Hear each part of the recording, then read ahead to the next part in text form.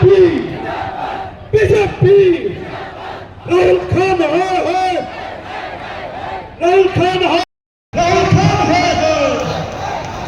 राहुल खान है राहुल खान है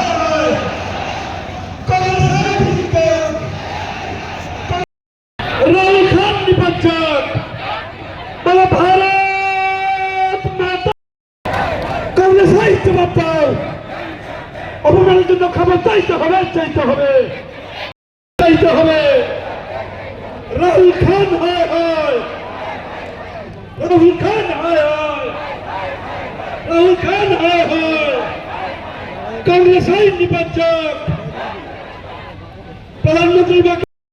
প্রধানমন্ত্রীর মাকে অপমান করা হলো কেন কংগ্রেস আইন জবাব দাও